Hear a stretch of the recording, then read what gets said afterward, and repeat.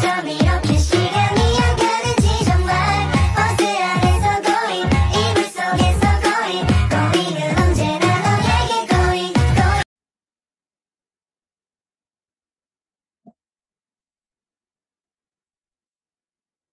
Assalamualaikum warahmatullahi wabarakatuh.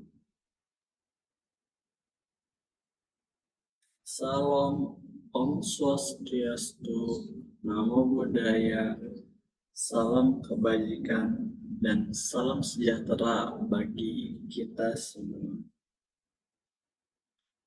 Perkenalkan, nama saya Muhammad Sifu dengan NIM 121230114 yang merupakan salah satu mahasiswa dari Prodi S1 Teknik Kimia Universitas Pembangunan Nasional Veteran Yogyakarta atau biasa disebut UPN Veteran Yogyakarta.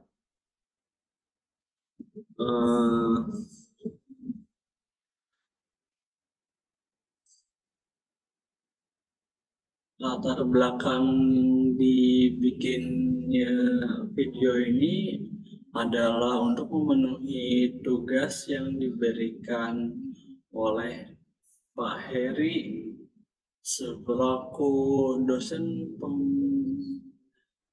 dosen pengampu mata kuliah kimia analisa di kelas PKD. Jadi tugas yang diberikan dari Pak Heri ini adalah jurnal club presentation. Sebelum itu, saya berterima kasih kepada Bapak Heri yang sudah menyediakan waktunya untuk menonton video dari tugas saya ini. Lalu terima kasih juga kepada asisten-asisten Pak Heri, yaitu ada Mas Fadil, Mbak Manda, dan juga Mbak Nafisa yang sudah membimbing saya dalam menyelesaikan tugas jurnal club presentation ini. Untuk tugas jurnal club presentation ini saya mendapatkan materi yaitu precipitation titration atau yang biasa disebut itu titrasi pengendapan. Nah, titrasi pengendapan itu biasanya dilakuin untuk menentukan suatu konsentrasi yang tidak diketahui dengan menambahkan suatu larutan yang diketahui konsentrasinya. Nanti titik akhirnya itu berupa terdapat endapan di dalam Erlenmeyer. Nah, di sini saya mengambil jurnal yang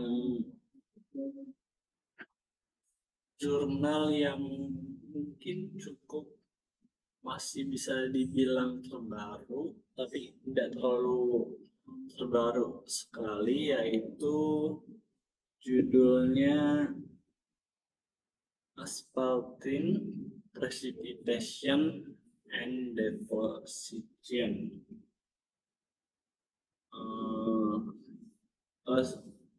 Sebuah critical review atau jurnal review yang diterbitkan itu pada tahun 2021.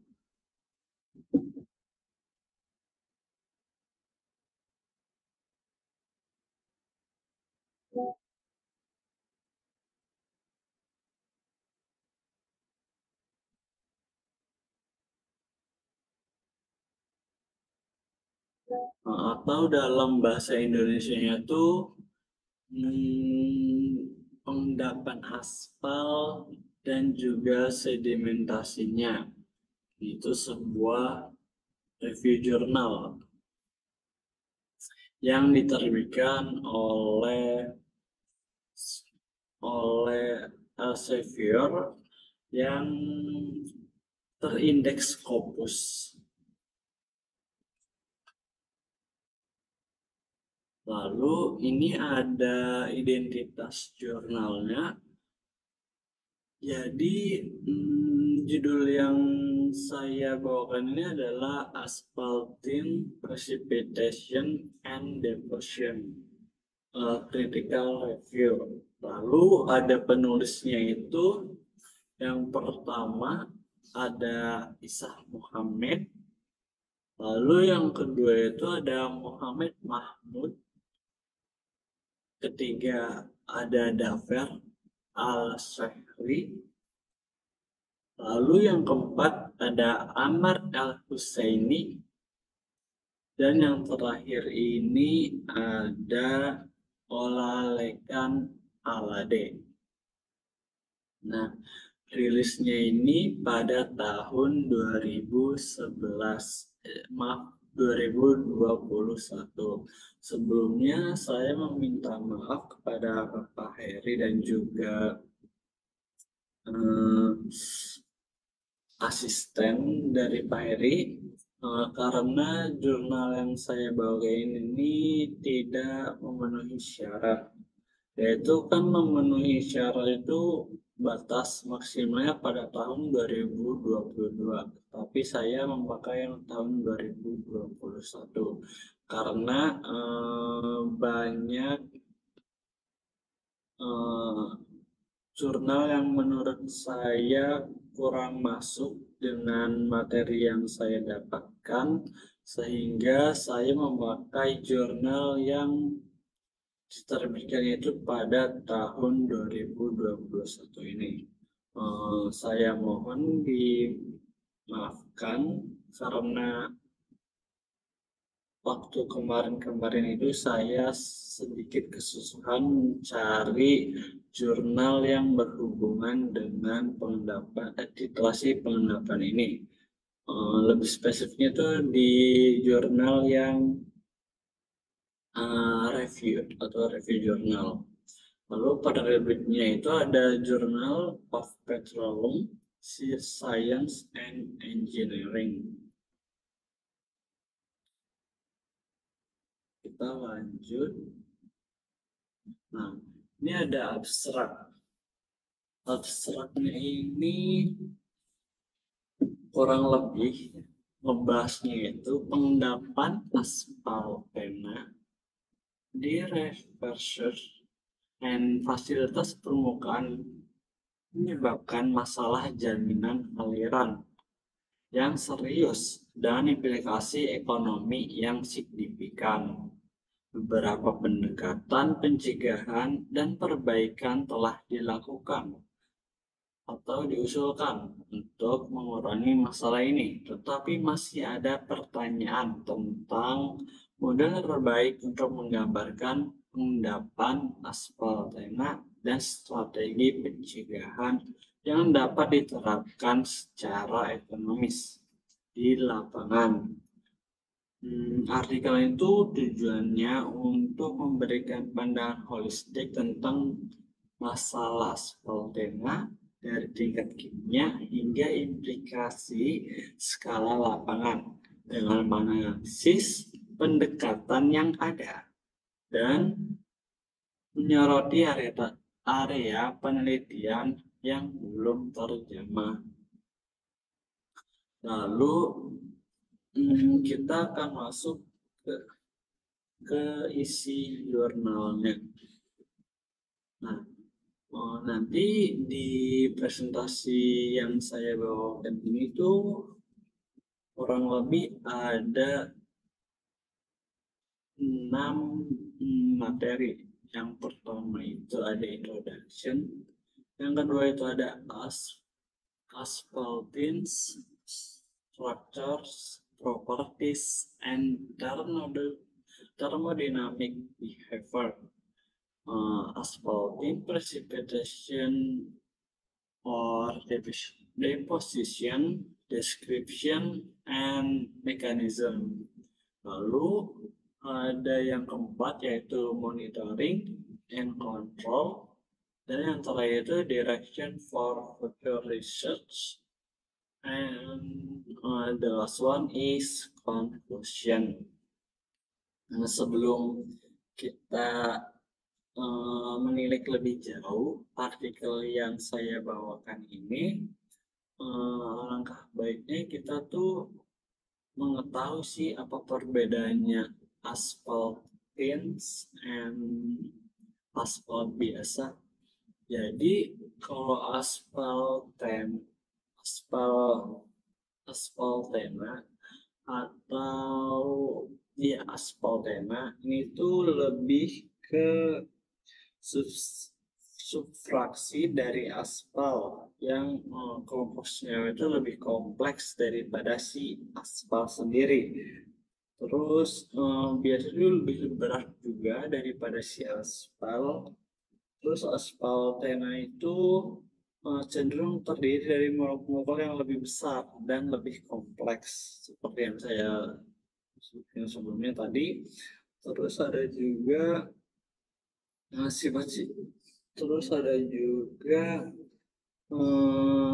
memiliki kelarutannya itu yang lebih rendah daripada aspal sehingga cenderung mengendap, dan juga pada saat pengeboran minyak atau dalam pipa transportasi. Jadi pengendapannya itu bisa pada saat pengeboran minyak atau dalam pipa transportasi. Lalu untuk aspal ini sendiri itu bukan aspalnya ya. Ini aspal adalah fraksi berat dari minyak mentah yang terdiri dari campuran senyawa organik kompleks. Aspal biasanya itu larut dalam cairan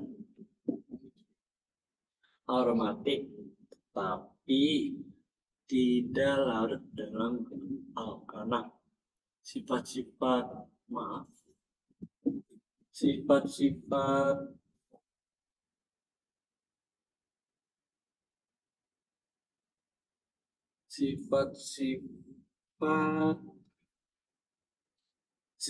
dari aspal ini tuh berdasarkan sifat kimianya itu dapat variasi tergantung pada asal usulnya dan kondisi lingkungan di mana minyak mentah terbentuk. Nah, bagi yang nggak tahu sih bagaimana pembentukan aspal itu sendiri, jadi pembentukan aspal itu sendiri itu melalui proses yang dinamakan menara distilasi. Nah, nantinya itu bahan segarnya yaitu berupa minyak bumi akan dimasukkan ke dalam menara distilasi. Nah, nanti setiap traynya itu memiliki suhu yang berbeda-beda, dan juga nanti pada pemanasannya itu akan menghasilkan produk-produk yang berbeda. Contohnya itu pada proses pemanasan terakhir atau yang kalau misal di menara distilasi itu produk bawahnya itu berupa aspal. Jadi aspal itu produk samping dari proses menara distilasi yang bahan bakunya itu berupa minyak bumi. Kita lanjut ke jurnalnya ya. Nah, jadi ada introduction atau pembukaan. Nah, di introduction itu pada jurnal ini membahas tentang pasokan minyak mentah yang tidak terputus merupakan pendorong utama yang menjaga stabilitas ekonomi. Ya, jadi minyak mentah itu di dunia sangat sangat vital ya, karena minyak mentah itu banyak digunakan pada kehidupan sehari-hari. Misalnya kita memakai bensin. Bensin itu merupakan salah satu produk yang dihasilkan dari minyak mentah atau minyak bumi sendiri. Nah, sebagian besar negara belum memproduksi atau mengimpor minyak mentah untuk pembangunan mereka. Namun masalah jaminan aliran seperti deposisi lilin, pembentukan hidrat, skala, dan deposisi asphaltin adalah kondisi yang mengancam pasokan minyak mentah. Dan asphaltin dengan yang merusak. Terus oleh karena itu, studi mengenai asphaltin telah mendapat perhatian signifikan dalam industri minyak dan gas. Lalu yang kedua ini, pengelolaan asphaltin hanya menerima perlakuan empiris dengan beberapa uji lapangan yang sukses, tapi tidak ada model analitis yang kuat untuk memprediksi awal dan deposisi asphaltin.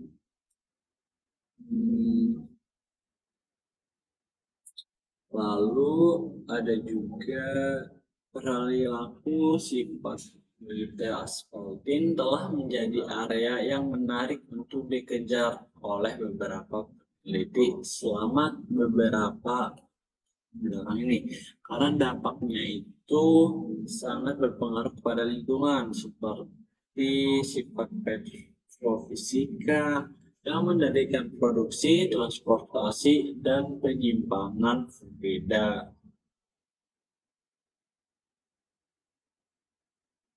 Lalu yang terakhir ini ada asphaltin didefinisi sebagai kelas kelarutan yang tidak larut dalam alkana dan larut dalam toluena dan cairan organik. Nah, masalah jaminan aliran yang tadi sudah saya sebutkan itu pernah dilaporkan oleh Mike Mullen pada tahun 2006. Terus yang menyorotinya itu tentang kebutuhan untuk mengelola dan membangun kepercayaan di bidang erosi, korosi, dan pembentukan gerak yang bergantung pada mekanika fluida, lapangan minyak, instrumentasi proses dan kontrol serta pemindahan panas.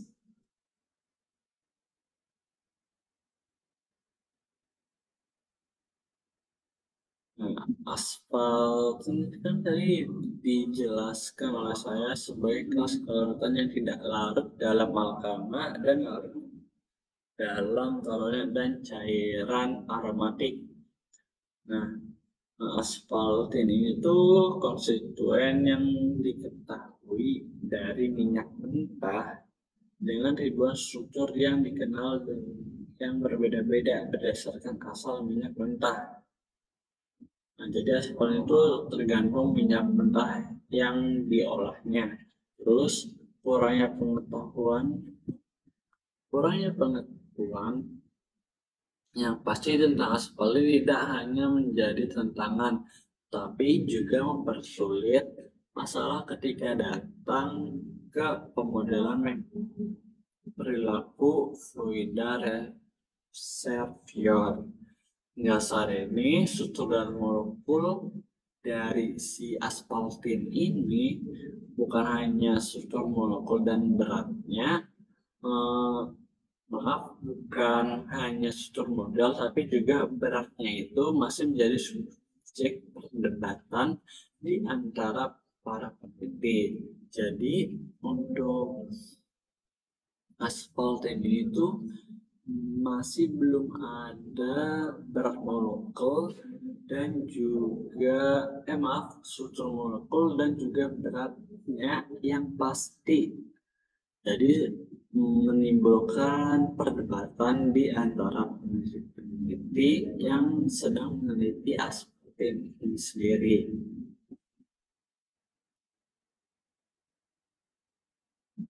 Nah, terus perilaku sifat fluida ini, perilaku sifat fluida asphaltin itu jadi area yang menarik karena tadi banyak tantangannya ya. Itu dikejar oleh beberapa peneliti selama beberapa waktu terakhir. Karena dampaknya itu yang memiliki sifat petrofisika yang menandakan produksi dan transportasi dan penyimpanan fluida, perubahan kondisi operasional, presipitasi atau pengendapan, dan deposisi atau sedimentasi dapat mempengaruhi kebasahan dan permeabilitas dari batuan yang pada akhirnya produktivitas beberapa laporan posisi jadi dominan publik sementara beberapa tidak. Lalu dengan demikian penelitian lebih lanjut tentang pengendalian presipitasi dan deposisi asphaltin, satu strategi pencegahan yang dapat diterapkan secara ekonomis. Di skala lapangan itu fokus utama dari penelitian ini sendiri. Nah, terus untuk tujuannya itu untuk memberikan pandangan holistik tentang masalah asphaltin dalam menganalisis pendekatan yang ada yang diadopsi oleh beberapa peneliti dan penerangan dan penerapan lapangan dari teman mereka. Paper ini menyelidiki masalah asphaltin dari tingkat kimia dan molekuler hingga implikasi skala lapangan hingga memberikan pandangan holistik tentang masalah ini. Lalu selanjutnya ini ada asphaltin precipitation or deposition theory, description and mechanism. Atau dalam bahasa Indonesia ini pengendapan atau sedimentasi dari si aspal, teorinya itu ada si deskripsi dan mekanisme. Tapi pada saat ini tuh saya akan membahas deskripsinya dulu. Nah, asphaltin atau asphalina ini sebagai konstituen terberat dan paling polar dari minyak mentah telah didefinisikan sebagai kelas kelautan yang larut dalam cairan aromatik tetapi tidak larut dalam alkana. Stabilitasi asphaltin dalam minyak mentah dipengaruhi oleh beberapa faktor. Contoh itu kayak suhu atau temperatur, tekanan, dan komposisi minyak mentah yang digunakan dalam proses pembuatannya. Selain itu ada juga jumlah presipitan yang dapat masuk dalam pemisahan fase dan pengendapan. Meskipun banyak ketidakpastian terkait berat molekul dan juga struktur molekulnya, asphaltin ini tuh banyak menghambat pengembangan model untuk aplikasi berbagai perkembangan teknik canggih.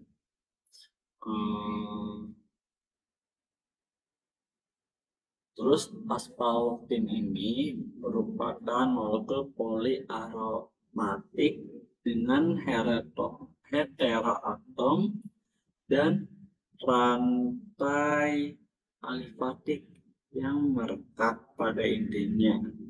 Dapat juga mengandung logam seperti vanadium, nikel, dan besi dengan komposisi kimianya bervariasi dari satu minyak mentah ke minyak mentah lainnya. Aspaltin ini tidak mengkristal dan kandungan hidrogen dan karbonnya bervariasi tergantung jenis minyak mentah.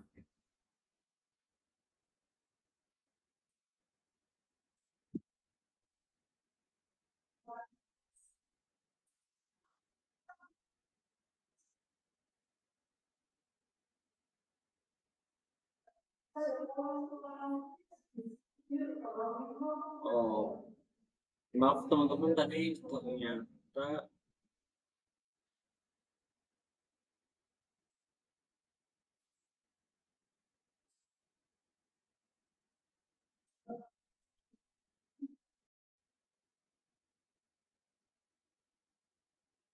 baik, saya akan melanjutkan ke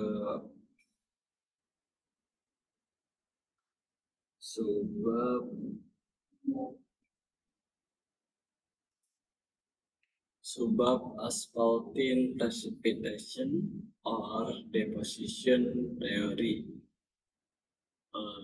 Description and mechanism, atau dalam bahasa Indonesia itu teori pengendapan atau sedimentasi dari asphaltin. Itu sebuah deskripsi dan juga mekanismenya. Jadi yang pertama ini saya akan membahas terkait deskripsinya. Jadi yang pertama itu jadi sebelum saya jelasin ketiga yang ada di buku saya ini, yaitu koloid dan agregasi, terus ada poliversitas, dan yang terakhir ada elektrokinetik. Jadi presipitasi dan deposisi asphaltin ini adalah masalah yang signifikan dalam industri minyak dan gas karena kecenderungan asphalten untuk beragregasi dan mengendap yang dapat menyebabkan penyumbatan pada fasilitas produksi dan transportasi dalam produksi minyak mentah. Lalu fenomena ini bisa terjadi ketika asphaltin yang biasanya terdispersi dalam minyak mentah itu mengalami perubahan kondisi lingkungan yang disebabkan itu seperti tekanan, suhu, komposisi fluida yang akan menyebabkan pengendapan pada si asphaltin ini sendiri. Yang pertama itu ada teori koloid dan agregasi.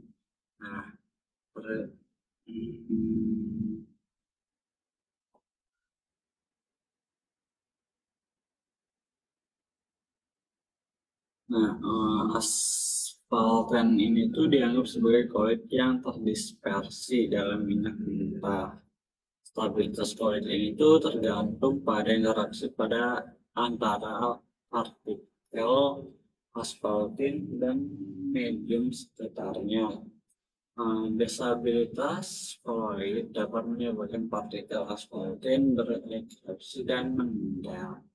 Terus agregasi asphalten ini terjadi ketika partikel-partikel asphalten berinteraksi satu sama lain berstruktur yang lebih besar, akhirnya akan mengendap dari lautan. Proses ini dipengaruhi oleh konsentrasi asphaltena, terus suhu dan beberapa zat pengganggu seperti resin dan surfaktan. Terus yang kedua itu ada polidiversitas. Itu asfaltena yang adalah campuran zat kompleks dan polidispers terdiri dari molekul dengan berbagai ukuran dan struktur. Polidispers itu mengamalkan cara mendeteksi dan mengendap.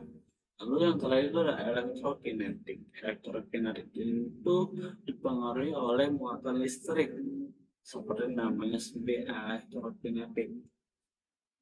Dari si molekul aspaltena sendiri, molekul aspalten dapat membawa muatan listrik karena adanya heteroatom seperti hidrogen, oksigen, dan belerang. Selanjutnya itu sebuah mekanismenya, yaitu yang pertama ada desabilitasi dan presipitasi.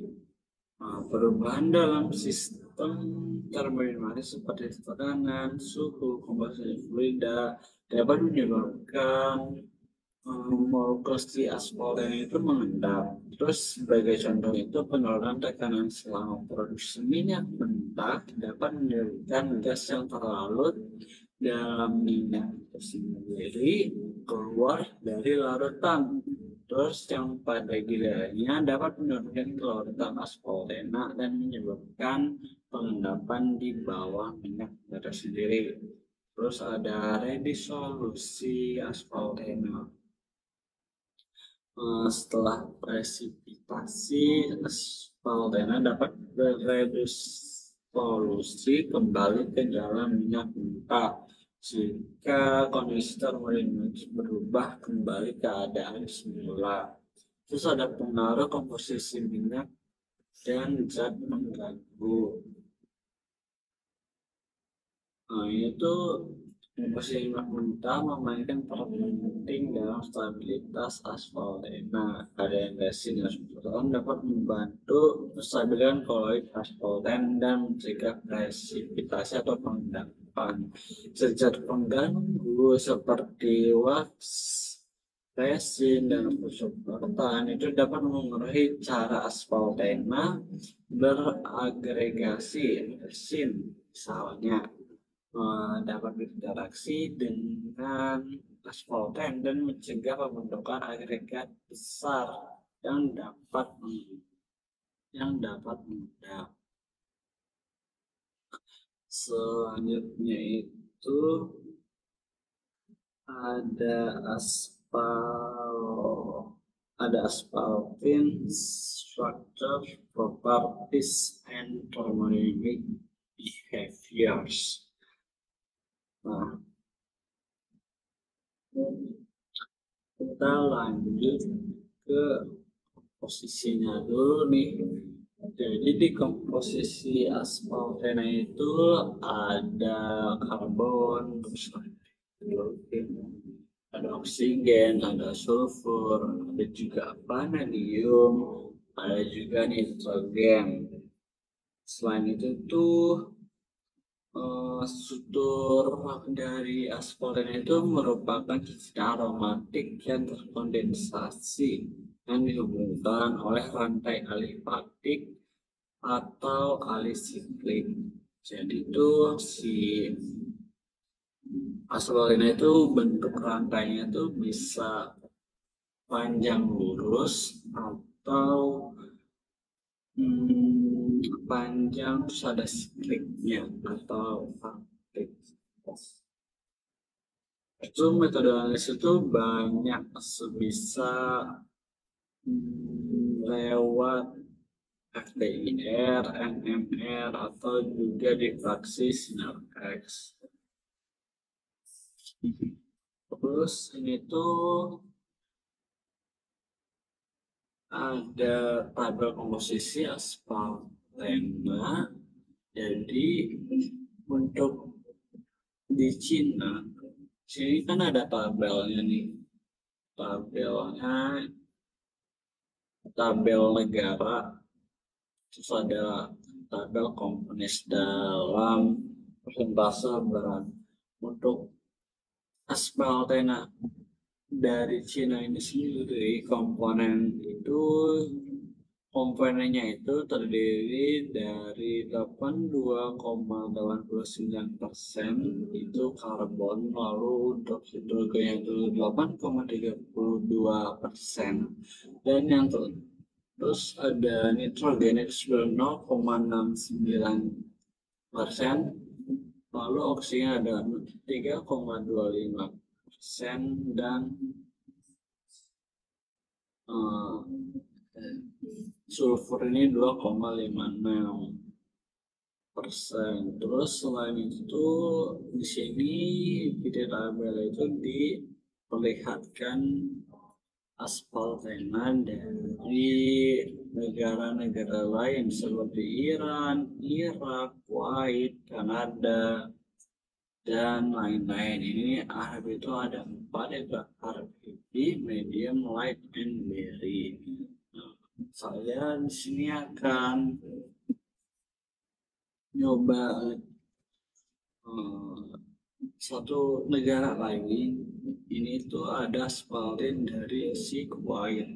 Nah, kalau yang di Kuwait itu komponen itu untuk karbon sebesar 81,62%. Kalau ada hidrogen itu 7,26%. Nitrogennya itu sebesar 1,46%, oksigen itu 1,02%, dan setelah itu sulfurnya 8,46%. Nah, sebagai perbandingan itu kita bisa lihat dari komponen karbon itu, kalau di Cina itu lebih besar daripada Kuwait. Terus hidrogen itu Cina juga lebih besar, nitrogen itu lebih besar Kuwait, oksigen itu lebih besar Cina, dan sulfurnya itu lebih besar dari si Kuwait. Nah, untuk struktur Aftalena ini ada kompleksitas struktur aspal yang terdiri dari struktur aromatik yang berat, seringkali dengan gugus polar seperti heteroatom, misalnya sulfur, nitrogen, dan juga oksigen. Itu dapat berupa sistem cincin aromatik kondensasi yang dihubungkan oleh oksida yang sudah tadi. Terus metode analisis juga tadi sudah saya jelaskan, itu ada NMR, FTR, dan juga difraksi sinar X.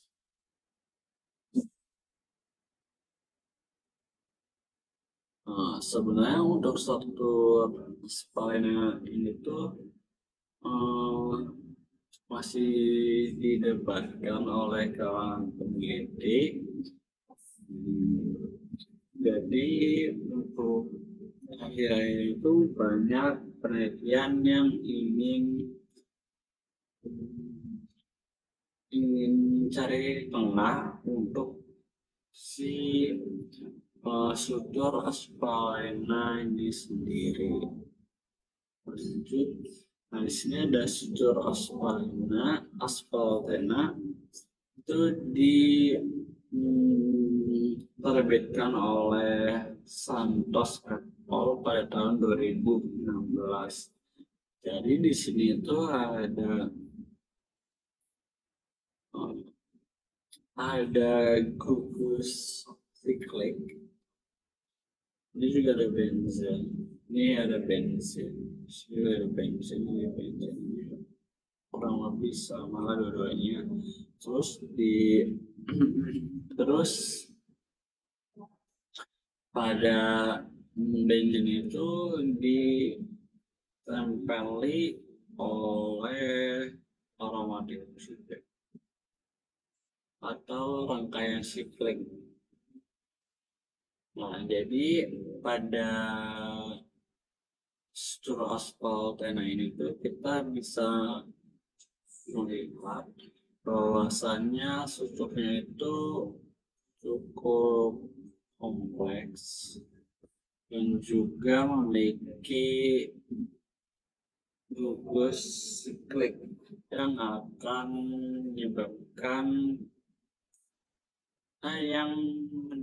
terdapat bau yang ciri khas pada spaldena itu sendiri. Lanjut ke sifat-sifat spaldena. Nah, keloratan dan stabilitas pada spaldena ini sendiri itu tidak larut dalam hexana, tapi larut dalam toluene. Stabilitasnya itu dipengaruhi oleh komposisi kimia dan kondisi lingkungan seperti suhu dan juga tekanan. Jadi untuk suhunya semakin besar itu biasanya spaldena ini tuh cenderung lebih lebih bisa larut lah.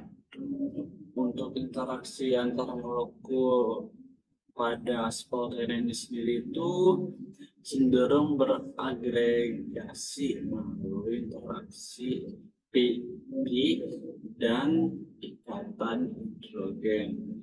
Agregasi ini mempengaruhi viskositas dan stabilitas emulsi dari minyak mentah.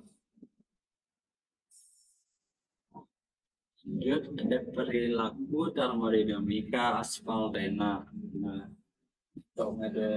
model termodinamika ini itu telah dikembangkan untuk memahami perilaku termodinamika spaltins, masuk model Spaltin population dan model pengendapan spaltin yang berdasarkan dalam teori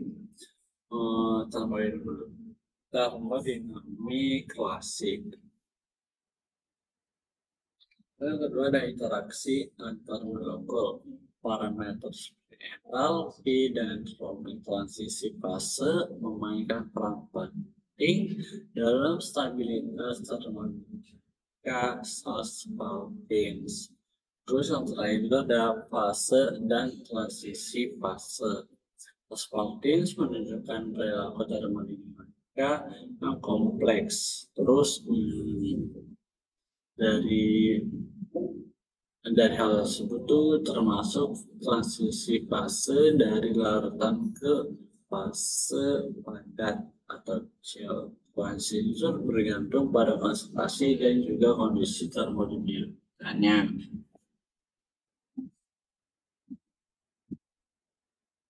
Lalu ada studi eksperimental dan pemodelan. Jadi untuk studi eksperimental dan pemodelan itu pernah dilakukan oleh banyak peneliti ya, tetapi saya ini berdasarkan jurnal yang tadi saya paparkan itu tuh ada 4 orang.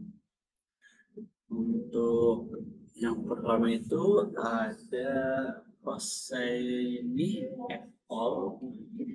Pada tahun 2016 itu fokusnya tuh bahwa perilaku agregasi partikel dalam spaldena itu bergantung pada jumlah teratom dalam molekul spaldena dan muatan listrik tersebut. Yang kedua itu diterbitkan oleh Muhammad et al. Pada tahun 1999.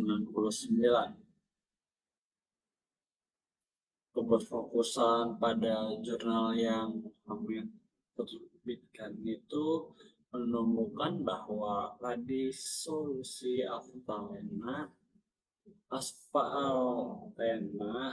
setelah presipitasi atau pengendapan dapat terjadi ketika titik gelembung dilalui dalam proses inflasi isotermal.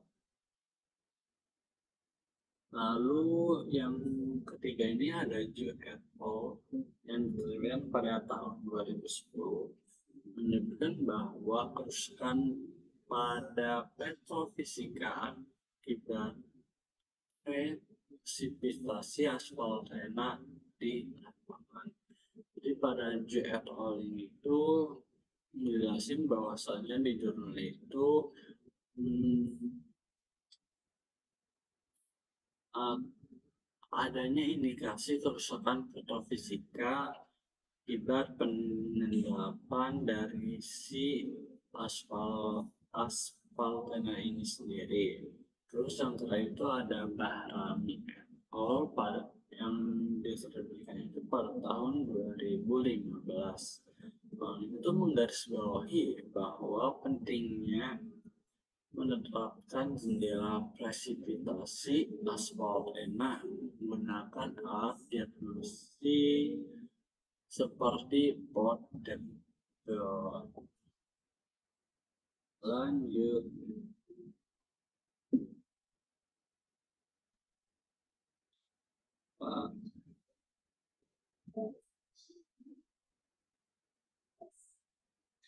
Lanjut ke monitoring dan pengendalian presipitasi atau deposisi dari si aspal tanah. Untuk monitor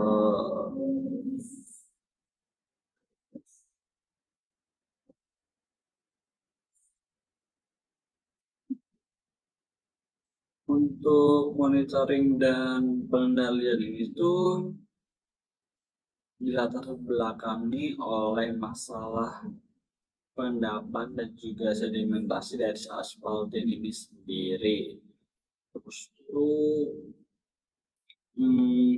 teknik pengendaliannya itu yang umum cakup penggunaan pipa berlapis plastik, injeksi kimia, serta pembersihan kimia dan mekanis. Namun taktik ini tuh memiliki kelemahan dari segi ekonomi, baik itu mahal, terus keberlanjutan dari si pabrik itu sendiri. Oleh karena itu, pentingnya desain proses dalam memerangi deposisi atau sedimentasi dan pengendapan dari aspal ini itu tidak bisa diabaikan karena implikasinya yang signifikan. Yang pertama itu ada strategi dan pemodelan. Nah, strategi PH3 atau P3 ini tuh kalau dijabarin itu kayak proficiency, integration, implementation, and improvement yang dipresentasikan oleh Denny pada tahun 2002 menekankan pentingnya tim multidisiplin dan kolaborasi yang konsisten untuk memecahkan masalah jaminan aliran. Strategi ini memberikan pandangan holistik dan terintegrasi terhadap pengembangan aset yang melampaui apa yang diterima secara teknis sebagai norma industri. Terus karakterisasi fluida yang diidentifikasi sebagai titik awal dari setiap solusi itu semua masalah jaminan aliran termasuk manajemen transportasi dan proses, manajemen hidrat, asphaltik, parafin, dan skala, serta manajemen integrasi dan implementasi. Terus semua model prediktif jaminan aliran hanya sebaik data dari mana mereka dikembangkan dan divalidasi. Oleh karena itu, karakterisasi fluida yang tidak tepat menyebabkan berbagai ketidakpastian, baik dalam operasional maupun ekonomi proyek. Kalau untuk indeksi kimia dan penggunaan nanopartikel ini tuh telah diperkenalkan sebagai solusi inovatif untuk mengatasi masalah presipitasi dan deposisi dari si aspaltin ini.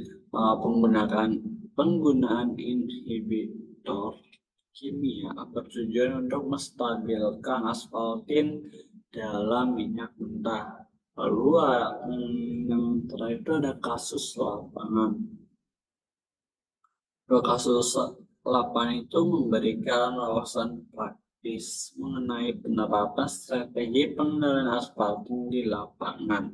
Studi kasus ini sering kali mencakup evaluasi aktivitas, metode pengendalian yang berbeda, dan adaptasi strategi berdasarkan kondisi spesifik di lapangan.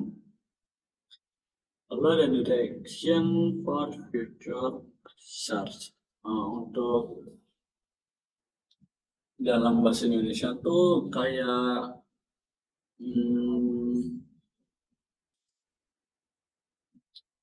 penelitian di kedepannya tuh bagaimana sih gitu.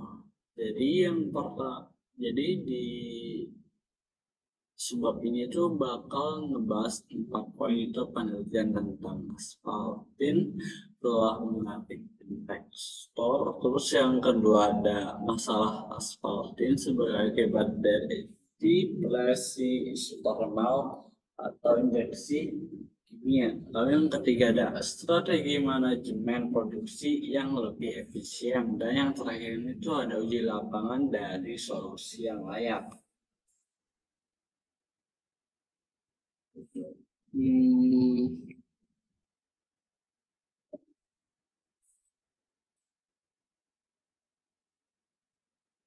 Dalam beberapa dekade terakhir itu banyak penelitian tentang si aspaltin itu banyak menarik investor. Maksudnya ini tuh banyak investor yang menyumbangkan jutaan dolar itu untuk meneliti tentang si aspaltin.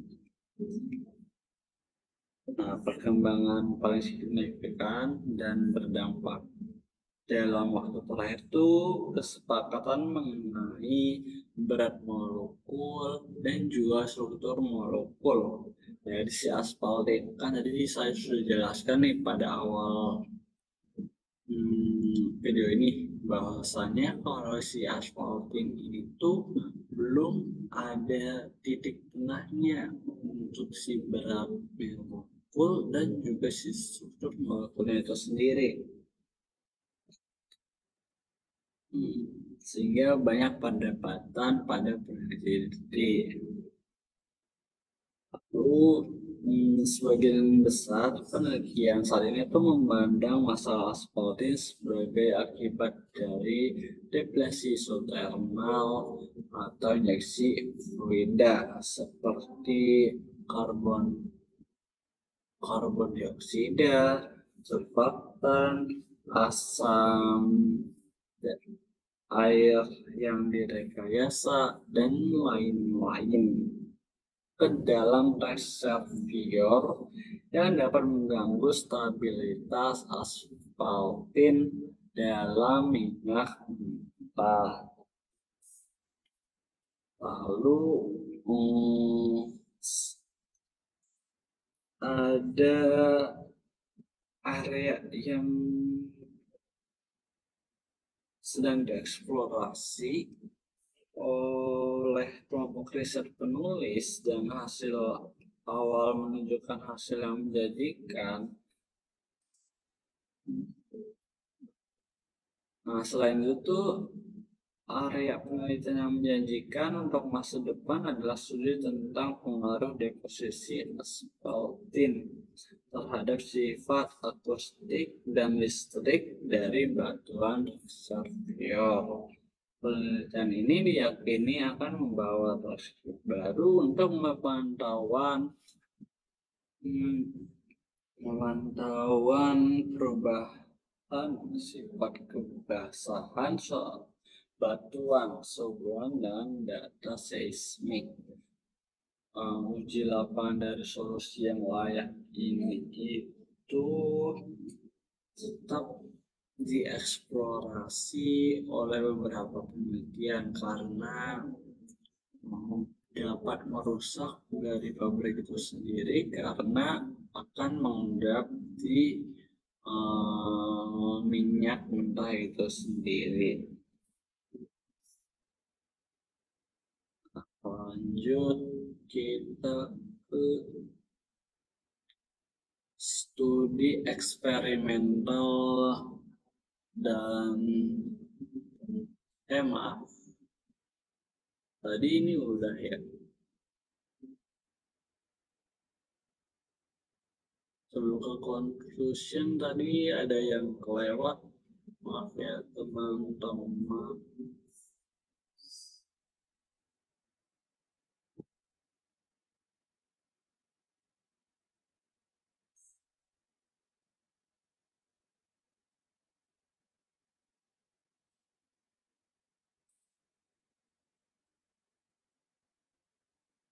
Ternyata udah semua.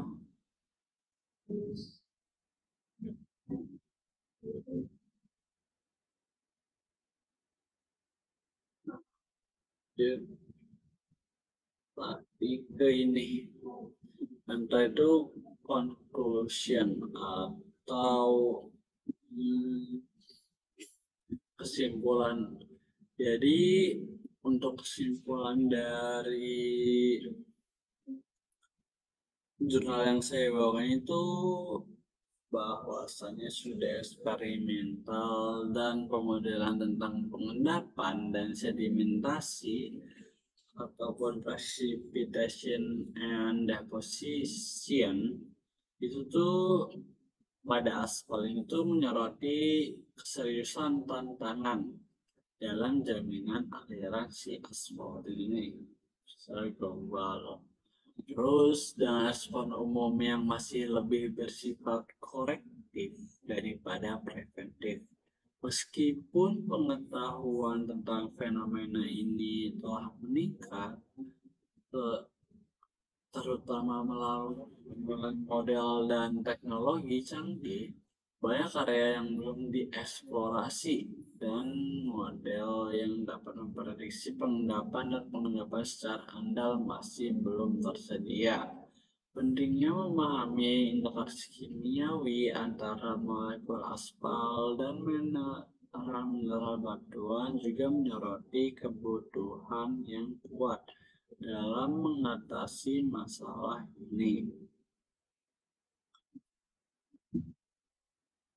Nah, tadi kan udah dijelasin nih bahwasannya kalau si aspaltin ini tuh memiliki sifat yang suka mengendap dan juga bersedimentasi di bawah minyak mentah.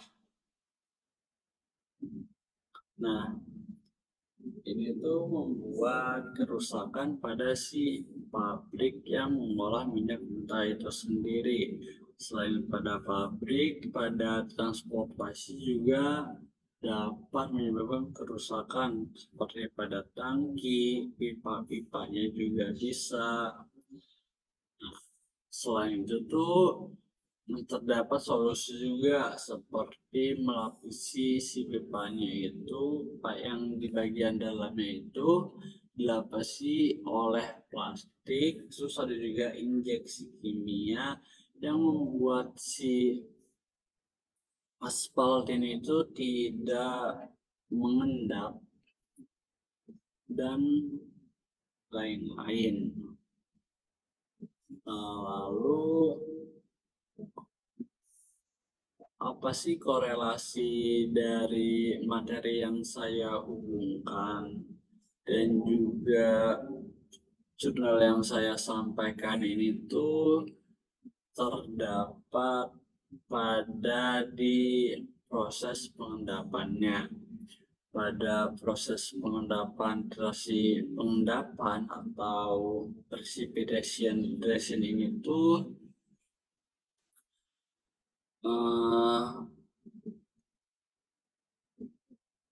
yang mengendap pada saat titik ekuivalennya itu tercapai gitu. Jadi KSP-nya itu tuh lebih besar daripada si KSP, sehingga terjadi pengendapan pada proses filtrasinya. Lalu untuk si aspaltinnya ini kan tadi yang mengendap itu tuh terjadi karena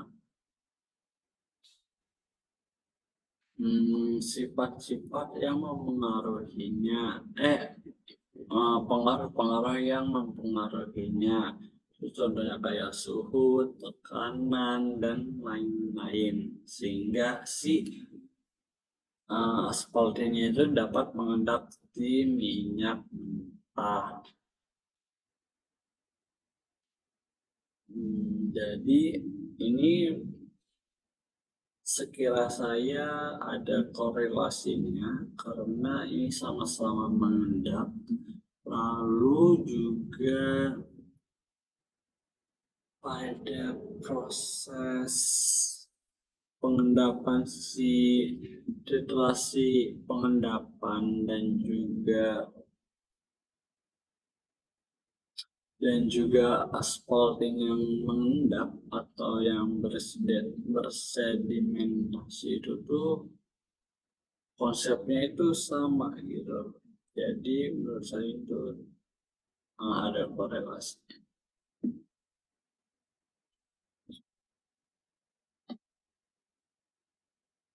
Baik, mungkin saya akhiri saja untuk jurnal club presentation ini.